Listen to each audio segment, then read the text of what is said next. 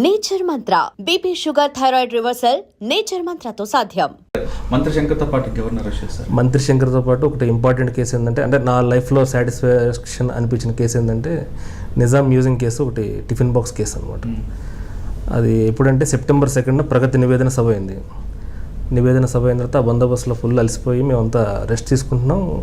Call వచ్చింది, ఇట్లాగా వస్తే మొత్తం టీం అంతా వెళ్ళడం జరిగింది. చూస్తే నిజాం మ్యూజియం, అప్పుడు మన సిపి గారు, ఈసీపీ గారు ఉన్నారు, అంజనీ కుమార్ సార్. ఇది ఎట్లాగైనా డిటెక్ట్ చేయాలి టాస్క్ ఫోర్స్ వాళ్ళు అని చెప్పంటే మొత్తం ఇన్స్పెక్టర్ మధుమోహన్ రెడ్డి సార్ ఉండేవాడు, అడిషనల్ డీసీపీ సార్ వచ్చి చైతన్య కుమార్ సార్, ఇంకా వాళ్ళ యొక్క సారథ్యంలో ఆ కేసుని డిటెక్ట్ చేసి వాళ్ళని పట్టుకొని ఇంటాక్ట్ ప్రాపర్టీ, ఎక్కడ ఎటువంటి ఆ వాల్యుబుల్ ఐటెంకి ఏం కాకుండా దాన్ని సార్, ఆ కేసులో టోటల్గా తెలంగాణ పోలీసులు, హైదరాబాద్ పోలీసు పనితీరు మంచిదని చెప్పి అక్కడ నిజాం నవాబ్ కూడా మెచ్చుకోవడం జరిగింది. అవునాయన. కానీ ఆ కేసులో ఎక్కడ లీడ్ దొరకలేదండి. చాలామంది మేము కూడా చూసాం, కానీ వాడు ఎంట్రీ ఎలాగుంది, ఎగ్జిట్ ఎలాగొచ్చింది. దీంట్లో ఇద్దరు ఇన్వాల్వ్ ఉన్నారండి. దాంట్లో గౌస్ అనే అతను ప్రీవియస్గా అతను హెచ్పి అఫెండర్. అతను అంటే చాలాసార్లు జైలుకి వెళ్ళాడు. జైలుకి వచ్చిన తర్వాత చాలా నేర్చుకుని వచ్చిన తర్వాత ఏమేమి చేయకుండా ఉండాలో అవన్నీ పాపం తీసుకున్నాడు. కానీ సీసీ కెమెరాలు మనకి సిటీలో వ్యాస్ట్గా ఉండటం వల్ల, దానివల్ల సీసీ కెమెరాల వల్ల వాళ్ళ యొక్క ఏ బండి మీద వచ్చారు, దేనివల్ల వచ్చారు అంతా దొరికిపోయారు. దాంట్లో వాళ్ళు ఇంకా మొబైల్ సీన్ ఆఫ్ అఫెన్స్లో మొబైల్ ఉపయోగించాల. మొబైల్ ఉపయోగిస్తే ఎక్కడ వాళ్ళ యొక్క ఆచూకీ దొరుకుతుంది అని చెప్పి మొబైల్స్ కూడా ఉపయోగించాలి. కానీ సీసీ కెమెరాల్లో వాళ్ళ దాంట్లో ఆ రూట్ని ట్రాక్ చేసుకుంటా, తర్వాత దీంట్లో human intelligence same south zone task ఫోర్స్లోనే కానిస్టేబుల్ జే అని ఉంటాడు, అతనికి ఇన్ఫర్మేషన్ వచ్చింది. దాంతో వాళ్ళిద్దరిని పట్టుకోవడం జరిగింది. కానీ కింద సెక్యూరిటీ ఉంటుండగా వాడు ఎంట్రీ ఎలిగించాడండి లోపలికి. ఇంటి మొత్తం మ్యూజియం పైన ఒకటి హెడ్ ఉంటుంది, అది మొత్తం 2 స్టేర్స్ ఉంటుంది. కింద స్టేర్లోనే సెక్యూరిటీ అంతా ఉంటుంది, పైన ఉండేదంతా మొత్తం వాల్యుబుల్ ఐటమ్స్ అన్నీ పైన ఉంటుంది. మ్యూజియం అనేది పైన ఉంటుంది, కింద ఓన్లీ నార్మల్గా ఈ సెక్యూరిటీ గార్డ్సే ఉంటుంది. ఆ మ్యూజియం బ్యాక్ సైడు ఈ నార్మల్ హౌసెసే ఉంటాయి. హౌసెస్ నుంచి ఆ పైనుంచి, ఆ టెర్రస్ల పైనుంచి ఎక్కి దీనిపైన ఆల్రెడీ వీళ్ళు ఏం చేశారంటే 40 days ముందే దాన్ని రెక్కీ చేసుకున్నారు అంతా. ఫస్ట్ ఏం చేశారంటే మ్యూజియంలోకి నార్మల్ టికెట్ కొనుక్కుని వెళ్ళి, నార్మల్ విజిటర్స్లోకి మొత్తం వెళ్ళి ఎంత ఎక్కడ ఉంటుందా అని చెప్పి చూసుకున్నారంతా. అది చూసుకున్నప్పుడు ఈ టిఫిన్ బాక్స్ ఎక్కడైతే ఉందో దానికి ఆపోజిట్లో విండోలో నుంచి ఏం కనబడిందని చూశారు. ఒకటి పాతది ఆకులుడిపోయిన చెట్టు ఒకటి ఉంది, ఆ చెట్టుని ఐడెంటిఫై చేసుకున్నారు ఇక్కడ ఉంటుందని చెప్పి. తర్వాత ఏం చేశారు, ఒక 3 days తర్వాత ఇద్దరు కలిసి నైట్ రెక్కీకి వచ్చారు అనమాట. నెక్కి వచ్చి కరెక్ట్గా ఎక్కడుందా అని చెప్పి ఆ వెంటిలేటర్ దగ్గరికి వచ్చి అక్కడ ఒక యారో మార్క్ పెట్టుకున్నారు. ఆ చెట్టు ఎక్కడుందో చూసుకుని దానికి స్ట్రైట్గా యారో మార్క్ పెట్టుకుని వెళ్ళిపోయారు అనమాట. ఎందుకు 40 days వెయిట్ చేశారంటే, ఎక్కడైనా సీసీ ఫుటేజు 30 days 45 days ఉంటుందని చెప్పి వాడికి ఐడియా ఉండటం వల్ల వాడు బాగా ముదురున్నాడు. ఒకవేళ తర్వాత దీనికి ముందు ఎవరు వచ్చారు విజిటర్స్ అని చెక్ చేసుకున్నా కానీ దొరకకూడదని చెప్పి వాడు బాగా ఈ దీంట్లో ఉన్నాడంతా, ఇదే మైండ్ సెట్లో ఉండి వాడు చేసిన తర్వాత వచ్చి కరెక్ట్గా యారో దగ్గర నుంచి వచ్చిన దాంట్లో ఒకడు రెండో వాడు బాగా బక్కగా ఉంటాడు. అది మొత్తం బ్లేడ్స్తో ఆ వెంటిలేటర్ని తీసేసి ఆ నాట్స్ పెట్టిన తాడు ఉంటుంది కదా, అది లోపల దించి కరెక్ట్గా అటెంప్ట్ చేశాడు. కరెక్ట్గా సక్సెస్ అయ్యాడు. తీసుకుని మనల్ని ఎవరిని మిస్గైడ్ చేయడానికి పోలీసుల్ని మెయిన్ ట్రాక్లో వెళ్ళకుండా సీసీ కెమెరాలు ఉండవు కదా అని చెప్పి బైలెన్స్లో వెళ్ళాడు. కానీ మన హైదరాబాద్ సిటీలో ప్రతి వీధుల్లో, ప్రతి బైలెన్స్లో కూడా సీసీ కెమెరా ఏర్పాటు చేయడం జరిగింది హైదరాబాద్ సిటీ పోలీస్. కాబట్టి వాడు మొత్తం రూట్ ట్రాక్ ఎక్కడి నుంచి ఎక్కడి దాకా వెళ్ళాడు అంతా చేసి, వీళ్ళు అఫెన్స్ అయిపోయిన తర్వాత బండి జహీరాబాద్లో అబాండెడ్ చేసి అక్కడి నుంచి కర్ణాటక వెళ్ళి అక్కడ కర్ణాటక సిమ్స్ తీసుకున్నారు. ఫోన్స్ 2 కొత్తవి కొనుక్కున్నారు. ముంబై వెళ్ళి ముంబైలో డిస్పోజల్ గురించి బాగా మార్కెట్లో ట్రై చేశారు. ఎక్కడ చూసినా కానీ అంత భయపడ్డారు అనమాట. ఎందుకంటే అది ఒక నిజాం టిఫిన్ బాక్స్ వాల్యుబుల్ అనేటికి, తర్వాత అది యాంటిక్ ప్రాపర్టీ కొనే ముందు అందరూ అది నార్మల్ రెగ్యులర్గా యూజ్ చేయరు కదా.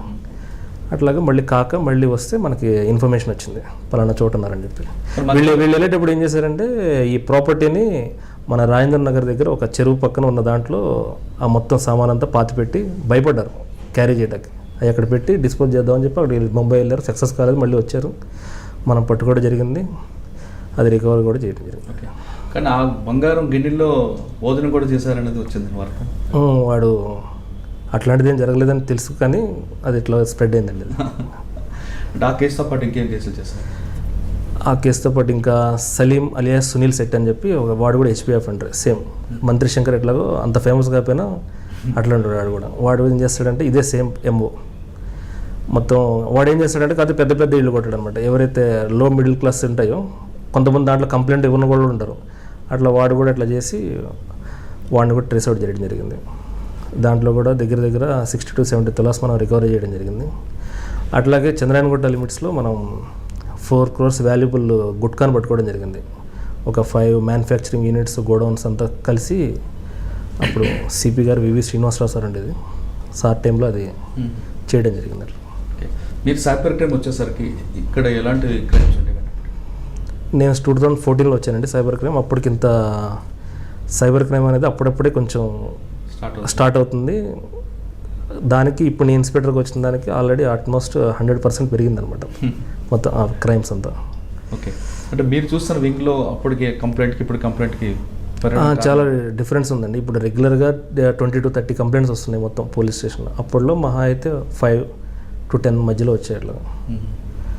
అప్పట్లో నేను సోషల్ మీడియా యూనిట్ చూసేవాడిని. ఓకే సార్, మధు గారు చెప్పండి, ఓఎల్ఎక్స్ మోసాలు ఎక్కువగా సైబర్ క్రైమ్లో పోలీస్ స్టేషన్కి వచ్చి ఎక్కువ ఓఎల్ఎక్స్ మోసాలు కనిపిస్తున్నాయి. ఓఎల్ఎక్స్ అసలు మోసాలు అనేది ఎలా జరుగుతుంటాయండి? ఓఎల్ఎక్స్ అనేది ఇప్పుడు మామూలుగా ఫోన్లో డౌన్లోడ్ చేసుకునే చెప్పండి. ఓఎల్ఎక్స్ అయినా క్విక్కర్ అయినా ఫేస్బుక్ మార్కెట్ ప్లేస్ ఏమో అది ఆన్లైన్ ఫేస్బుక్ లింక్ ఉన్నారని చూసుకుంటారు. అదేవిధంగా కార్ దీపం. దీంట్లో ఏమవుతుందంటే జనరల్గా ఓఎల్ఎక్స్ మోసాలు ఎలా జరుగుతున్నాయంటే ఓఎల్ఎక్స్లో ఎవరైనా మనకు సంబంధించిన కావచ్చు ఎవరైనా కాదు ఒక వెహికల్ అమ్ముతామని చెప్పేసి అని సేల్ చేస్తామని చెప్పేసి అని పెట్టడం జరిగినప్పుడు ఎవరైతే ఫ్రాడ్ స్టార్స్ అయితే ఉన్నారో వాళ్ళు ఏం చేస్తారంటే మేము కొంటాము అన్నట్టుగా వాళ్ళు ఫస్ట్ ఇంట్రడ్యూస్ అవుతారు. మన నెంబర్ గురించి ఇచ్చిన నెంబర్కి కాల్ చేయడము, తర్వాత ఇంట్రడ్యూస్ అయిన తర్వాత వాట్సాప్ చాట్కి రావడము. వాట్సాప్ చాట్కి వచ్చిన తర్వాత ఏం చేస్తారంటే మేము కొంటాము, మీ వెహికల్ నచ్చింది మాకు ఇలా చెప్తారు. మన వాళ్ళు ఏం చేస్తారు కదా అంటే వీళ్ళు చెప్పిన ఒక ఫిక్స్ రేట్ చెప్తారు కదా, ఇంచుమించు ఒక 5-10 తగ్గుతారు అనుకున్న దాంట్లో వాళ్ళు అనుకున్న రేట్కి వచ్చేటానికి మంచిగా సెలవు అవుతుందిలే అని అనుకుంటారు. వాడు ఏం చేస్తాడు, నమ్మిస్తాడు మనల్ని. ఆ నమ్మకంతో మరి ఏం చేస్తారంటే అవునండి మరి మీరు వెహికల్ ఉంది కదా మీ పేరు మీద ఆర్సీ ఉందంటే నా పేరు మీద ఉందంటారు. ఒకసారి ఆర్సీ పంపిణీ అంటాడు, ఆర్సీ ఫోటో తీసి పంపించేస్తారు. ఓకే అది మీ పేరే అని గ్యారెంటీ ఉంది, మీ పేరు ఐడెంటిటీ ప్రూఫ్ ఏదంటాడు, మన ఐడెంటిటీ ప్రూఫ్ పంపిస్తాం. ఈ విధంగా మన ఇన్ఫర్మేషన్ మొత్తం గ్యాదర్ చేస్తాడు, కానీ అతను పర్చేజ్ చేయడు. ఈ ఏదైతే డాక్యుమెంటేషన్ ఏదైతే ఉన్నదో ఆర్సీ కానీ లైసెన్స్ కానీ మన ఆధార్ కార్డు కానీ ఒకవేళ ఇన్సూరెన్స్ పేపర్ ఉంటే ఇన్సూరెన్స్ పేపర్ అన్నీ ఆల్రెడీ యాప్ నుంచి డౌన్లోడ్ చేసుకుంటాడు. ఫొటోస్ ఇవన్నీ ఏం చేస్తారంటే అతని దగ్గర పెట్టుకుంటాడు. ఈలోపు మనం ఏం చేస్తాము, పక్కన డైరెక్ట్ ఎవరు వచ్చిన చూసుకుని అమ్ముకుంటాము, లేకపోతే సెల్ కాకపోతే మన దగ్గర పెట్టుకుంటాము. ఇవి పెట్టుకుని అతను ఏం చేస్తాడంటే ఫేక్ సిమ్ కార్డ్స్ తీసుకుంటాడు. ఇది జనరల్గా ఎక్కువ ఎక్కడి నుంచి వస్తుందంటే రాజస్థాన్ భరత్పూర్ డిస్టిక్ నుంచి అండ్ అల్వార్ డిస్టిక్ నుంచి, హర్యానాలో మేవత్, యూపీ వెస్ట్కి వస్తుంది. దాంట్లో మొరదాబాదు, ఫిరోజాబాద్ కొన్ని డిస్టిక్స్ ఉన్నాయి. ఇవన్నీ ఏంటంటే రాజస్థాను, హర్యానా, యూపీ అనేది 3 బోర్డర్ స్టేట్స్ అన్నట్టు ఇవి. ఓకే, క్రైమ్ అంతా అక్కడి నుంచి జరుగుతుంది అన్నట్టు. వీళ్ళు ఏం చేస్తారు, ఫేక్ సిమ్ కార్డ్స్ ప్రొవైడ్ చేసుకొని వాళ్ళు ఏం చేస్తారంటే ఇలా కలెక్ట్ చేసిన ఫొటోస్ ఏదైతే ఉన్నాయో డిఫరెంట్ యాప్స్లలో, అంటే ఓఎల్ఎక్స్ యాప్లో కొద్ది రోజులు పెడతాడు, క్విక్కర్లో పెడతాడు, కార్ దేకోలో పెడతాడు, రీసెంట్గా ఫేస్బుక్ మార్కెట్లోస్ పెడతాడు. ఇవి పెట్టి ఏం చేస్తాడంటాడు, మన ఎవరైతే అతను కాంటాక్ట్ అవుతారు కదా అతను ఇచ్చిన వాళ్ళు యాప్లో చాట్కి వచ్చిన తర్వాత వాళ్ళు ఏం చేస్తారంటే సరే మీరు చాట్లో మీకు ఇంట్రెస్ట్ ఉన్నారు కదా మీరు నా వాట్సాప్ నెంబర్ అని చెప్పేసి నెంబర్ షేర్ చేసుకుంటారు. నెంబర్ షేర్ చేసుకున్న తర్వాత వన్స్ ఒకసారి వాట్సాప్ చాట్ వచ్చిన తర్వాత వాళ్ళు ఏం చెప్తారంటే నమ్మేయడానికి నేను పారామిలిటరీ ఫోర్స్లో పనిచేస్తున్నాను, సిఎస్గా ఏదైతే యూనిఫామ్ సంబంధించిన నేను అక్కడ పని చెప్పి చెప్తారు. నాకు రీసెంట్గా ట్రాన్స్ఫర్ అయినది, అందుకోసం నేను వెహికల్ సేల్ తెలుసుకున్నాను అని చెప్పేసి అని మొత్తం టోటల్ హిందీలోనే మాట్లాడతారు. మనోళ్ళు ఏం చేస్తారంటే నిజంగా ఆర్మీ పర్సన్ అనే నమ్మలోపు గుడ్డిగా నమ్మేస్తారు. ఇంకోటి ఏంటంటే వాడు పెట్టిన వెహికల్ కాస్ట్ వచ్చేసి బయట మార్కెట్ కాస్ట్ కన్నా తక్కువ పెడతాడు. మనోళ్ళు ఏం చేస్తారు, 50,000 ఉన్న కాస్ట్ ఇది 20,000కి దొరుకుతుంది అని చెప్పేసి అని అది చీప్ రేట్లో దొరుకుతుంది అని చెప్పేసి అని మనోళ్ళు బాగా నమ్మేస్తారు. ఆర్మీ పర్సన్ కదా అని చెప్పేసి అని మోసం చేయడం అని చెప్పేసి అని ఈజీగా నమ్మేస్తారు. ఈ విధంగా వాళ్ళు స్టార్ట్ చేస్తారు అన్నట్టు. ఈ ఏదైతే అమౌంట్ ట్రాన్సాక్షన్ ఉన్నదో ఈ ఫేక్ సిమ్ కార్డ్స్ ఏదైతే యూజ్ చేసుకొని వాళ్ళ యాప్ అప్లోడ్ చేయడము, దీనికి సంబంధించిన వ్యాలెట్లు క్రియేట్ చేసుకుంటారు. లైక్ పేటిఎం, మోబిక్విక్ ఇట్లా ఇవి వ్యాలెట్ క్రియేట్ చేసుకుంటారు. ఈ ఫేక్ సిమ్ కార్డు ఉన్న వాటిల్లో అమౌంట్ ట్రాన్సాక్షన్ చేయించుకుంటారు. ఈ ట్రాన్సాక్షన్ చేయించుకున్న తర్వాత ఏందిగా వాళ్ళు రెస్పాన్స్ చేయడం తగ్గుతుంది. ఇంకేమంటారంటే మీరు ఫస్ట్ వెహికల్ పంపిస్తాం మేము 2-3 డేస్లో మీకు డెలివరీ అవుతుంది అని చెప్పేసి నీకు ట్రాన్స్పోర్ట్ ఛార్జెస్ ఇవ్వమని చెప్పేసి అంటారు. ఏదో ఇనిషియల్ అమౌంట్గా అని చెప్పేసి మన వాళ్ళు ట్రాన్స్ఫర్ చేస్తారు. ఆ తర్వాత ఏం చేస్తారు, మీరు లేట్ అయినది మీరు కొద్దిగా మరి రిఫండ్ అవుతాయి అమౌంట్ అని చెప్పేసి అని జిఎస్టీ అని కస్టమ్స్ అని ఈ విధంగా డిఫరెంట్ రీజన్ చెప్పేసి డబ్బులు వేయించుకుంటారు. మన వాళ్ళు ఏం చేస్తారంటే అది 50,000 వస్తువు 20,000కే వస్తుందని చెప్పేసి నమ్ముతారు. ఆ తర్వాత 20,000 వేసిన తర్వాత కూడా ఇంకెందుకు అమౌంట్ వెళ్ళని ఆలోచించారు. వెహికల్ వస్తుంది కానీ ఉద్దేశం లేరు. వాళ్ళు ఎలా నమ్ముతారంటే వెహికల్ ప్యాక్ చేసినట్టుగా మిలిటరీ ఫోర్స్ డ్రెస్లో ఉన్న మొత్తం ప్యాక్ చేసి ఏదైనా ట్రైన్లో కానీ లేకపోతే ఫ్లైట్లో కానీ పంపిస్తున్నట్టుగా అని చెప్పేసి మొత్తం ఫొటోస్ పెడతారు. కొరియర్ చేస్తున్నట్టుగా ఒక courier slip, fake courier, Indian army అనే పేరు మీద ఒక ఫేక్ కొరియర్ స్లిప్ తయారు చేసి వీళ్ళందరికీ వాట్సాప్లో చేయడం అయితే నిజంగా మొత్తం నమ్మేస్తారు. ఇక వాళ్ళు మాట్లాడుకున్న రేట్ కన్నా ఎక్సెస్ అమౌంట్ వేసుకుంటూ పోతారు. లాస్ట్కు 1 day 2 days తర్వాత వాళ్ళు మేము మోసపోయినని చెప్పేసి అని మన దగ్గర అంటే మన ఇన్ఫర్మేషన్ తీసుకొని మనకే మోసం చేస్తారు. 100% అండి. అంటే ఇక్కడ బాధితులు ఎవరు అవుతుంటారు అప్పుడు? మనోళ్ళే అవుతారు. మనోళ్ళు అవుతారు. ఇప్పుడు ఎగ్జాంపుల్ TS07 బండి ఉంది. యాక్చువల్ TS07 రిజిస్ట్రేషన్ ఎక్కడ వస్తుంది, మన సిటీలో ఏదో సమ్ ఏరియా వస్తుంది. ఆ ఏరియాలో ఉన్న అడ్రస్ పెట్టుకొని మనోళ్ళు ఎవరో అప్లై చేస్తారు, దాంట్లో అప్లోడ్ చేస్తారు. దాంట్లో చేయడం వల్ల మన ఇన్ఫర్మేషన్ తీసుకుంటాడు కదా. ఆఫ్టర్ 15 days తర్వాత OLX క్విక్కర్లో పెడతాడు. పెట్టిన తర్వాత మనోళ్ళు ఏమనుకుంటారు, మన హైదరాబాద్ బండే కదా, నిజంగానే ఆర్మీ ఇక్కడ పనిచేసేటప్పుడు శంషాబాద్లో విజయవాడలో ఎక్కడో పనిచేసేటప్పుడు నేను ఇక్కడ ఉండి కొనుక్కున్నట్టు ఇప్పుడు వెళ్ళిపోతుంది కాబట్టి అమ్మేసుకొని పోతున్నాను ఉద్దేశంతో గుడ్డిగా నమ్మేస్తారు. దాంట్లో ఉన్న ఆర్సీ పంపించిన అడ్రస్ చెక్ చేసుకోరు, ఆ కాంటాక్ట్ అయిన పర్సన్ నెంబరు చెక్ చేసుకోరు. ఎటువంటి గుడ్డిగా నమ్మేసి వెహికల్ చూడరు, ఫిజికల్గా అసలు వెహికల్ చూడరు అట్లా అన్నట్టు. ఓకే, అంటే ఇటువంటి బాధితుల్ని మీద వస్తుంటప్పుడు మీరు కంప్లైంట్ రిజిస్టర్ చేస్తుంటారు, వాళ్ళు రికవరీ అవుతుంది అంటారా? రికవరీ అనేది దీంట్లో ఏమైందంటే ఫేక్ అడ్రసెస్ కొన్ని ఉండడం వల్ల మేము వెళ్ళి ఇన్వెస్టిగేషన్ వెళ్ళటము చేయడం, ఒక అడ్రస్ లేకపోవటము, దానివల్ల ఎక్యూడ్ దొరకడము ప్రాబ్లం అవుతుంది కాబట్టి రికవరీ ఛాన్సెస్ అయితే. ఇప్పుడు మీరు చెప్పిన 4 స్టేట్లో ఒక ఊరికి మీరు వెళ్తే మీ మీద కూడా ఎదురుదాడి జరిగినట్లుగా తెలుసు. మేము యాక్చువల్గా మా అధికారుల సుపీరియర్ ఆఫీసర్స్ ప్రకారం మేము టీమ్ సైబర్ క్రైమ్ నుంచి ఒక 30 members వెళ్ళామండి. రాజస్థాన్ భరత్పూర్ డిస్టిక్ వెళ్ళాము. అక్కడికి వెళ్ళిన తర్వాత లోకల్ ఎస్పీని కలిసినాము. లోకల్ ఎస్పీ సజెషన్ ప్రకారం అడిషనల్ ఎస్పీని కలిసినాము. దాని ప్రకారం ఏదైతే మేము రైట్ చేయాలి లేకపోతే ఏదైతే మేము వెరిఫై చేయాలి అడ్రస్ అని చెప్పేసి అనుకున్నాం, దాని ప్రకారం మేము. కాకపోతే అంటే మన ఇక్కడ ఉన్న టెరైన్కి అక్కడ ఉన్న టెరైన్కి డిఫరెన్స్ ఉన్నాయండి. వాళ్ళు లోకల్ పోలీసు కూడా సపోర్ట్ చేయకపోవడము, పబ్లిక్ అంటే పోలీస్ అంటే భయం లేకపోవడము, ఆ విధంగా కొద్దిగా టెరైన్ సహకరించకపోవడం వల్ల కొద్దిగా ఇబ్బంది అవుతుంది అన్నమాట. అంటే ఇక్కడ లోకల్ పోలీస్ సహకరించకపోవడం వల్ల పట్టుకోలేకపోతున్నారు, మరి వాళ్ళని పట్టుకోవడం ఎలాగంటారు? దానికి ఒక టైం వస్తుంది, దానికి కూడా వస్తుందండి. ఓకే, సరే, టైం వచ్చే వరకు పట్టుకోవడం కాకుండా మీ దగ్గర బాధితులు రాకుండా ఉండాలంటే వాళ్ళు ఎలాంటి ప్రికాషన్ తీసుకోవాలి? మేము అందరికీ వచ్చే వాళ్ళకు కూడా చెప్పేది ఏంటంటే మేము అవేర్నెస్ చేస్తూనే ఉన్నాము. పబ్లిక్లో పేపర్లో చెప్పటము, అక్కడక్కడ రోడ్ మీద కాలేజీలలో అవేర్నెస్ చేస్తూనే ఉన్నాము. ఎవరైతే మామూలుగా అయితే అవేర్నెస్ తక్కువ ఉండడం వల్ల వాళ్ళు ఏదైనా యాప్లో చూసినప్పుడు పక్కన వాళ్ళకు చెప్పకపోవడము, తెలుసుకోకపోవడం, అది మైనస్ పాయింట్ అవుతుంది. ఒకటి, ఇప్పుడు ఏదైనా వెహికల్ చూసినప్పుడు నిజమేనా కాదా అని చెప్పేసి అని వెరిఫై చేసుకోరు. పక్క గల్లీలో ఉన్న అడ్రస్ కూడా చెక్ చేసుకోరండి కొంతమంది. ఆ వెహికల్ అడ్రస్ వచ్చేసి మన పక్క గల్లీలో ఉంటుంది, అయినా చెక్ చేసుకోరు. అలాంటి చిన్న చిన్న లోపాలు ఉన్నాయి పబ్లిక్ కూడా.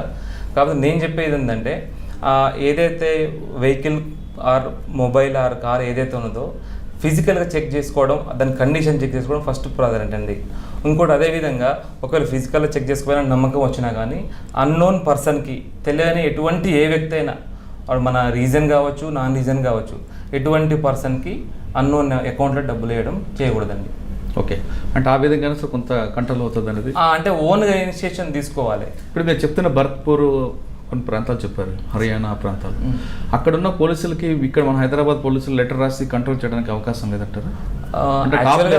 యాక్చువల్గా మేము కూడా చూసామండి, వాళ్ళు కూడా అవేర్నెస్ చేస్తున్నారు. ఏ విధంగా అవేర్నెస్ చేస్తున్నారు, ఈ ఏరియాలలో OLX క్విక్కర్లో పెట్టిన వెహికల్స్కి సంబంధించి అక్కడికి యాక్చువల్గా ఫస్ట్ ఏం జరిగిందంటే ఫిజికల్గా అక్కడికి వెళ్ళి చూసుకునేవాళ్ళు. మన దగ్గర నుంచి వెళ్ళి వేరే పెద్ద పెద్ద వెహికల్స్ మామూలుగా JCBలు ఎక్కువ కాస్ట్లీ ఉన్నాయి చేసేవాళ్ళు, అక్కడ మోసాలు జరిగి అక్కడ దెబ్బలు తిని అట్లా జరిగినవి ఉన్నాయి. వాళ్ళు ప్రతి ఊర్లో కూడా బోర్డ్స్ పెట్టారు రోడ్డుకి. ఇట్లా ఓఎల్ఎక్స్కి సంబంధించిన కేసులు జరుగుతున్నాయి, మీరు ఎవరు ఏమైనా కానీ అంటే హిందీలో పెట్టారు, అలాంటి పర్చేజ్ గురించి చూస్తే మీరు ఇదంతా మోసం జరుగుతుందని చెప్పేసి అని పెట్టారు. కానీ అక్కడ పబ్లిక్ మోసపోవట్లే కదా, బయట నుంచి వచ్చే పబ్లిక్ ఎవరైనా చేస్తారు, కానీ బయట నుంచి మా అంటే వస్తారు 5 to 10% వస్తారు, కానీ లోకల్ వాళ్ళు చేసేది వాళ్ళు. అందుకోసం వాళ్ళు వాళ్ళు ప్రతి ఊర్లో ప్రతి రోడ్డుకు పెట్టారు, అది మేము చూసాము ఏదైతే మూమెంట్లో ఉన్నప్పుడు చూసాము. కానీ ఆ పబ్లిక్ అక్కడ వాళ్ళు ఎవరు కొనట్లేదు, ఎవరు చేయట్లేదు, వాళ్ళు మోసపోవట్లేదు. అందుకోసం వాళ్ళ దగ్గర క్రైమ్ దొరుకుతుంది. మన దగ్గర ఉన్న వాళ్ళు ఏమవుతుందంటే వాళ్ళు అక్కడ వెళ్ళటం, ఫస్ట్లో అసలు స్టార్టింగ్ అది జరిగింది, దాని తర్వాత అక్కడికి పోకుండా ఉండడం వల్ల ఇది ఆన్లైన్లో స్టార్ట్ అయింది అన్నట్టు. ఆ విధంగా. ఓకే.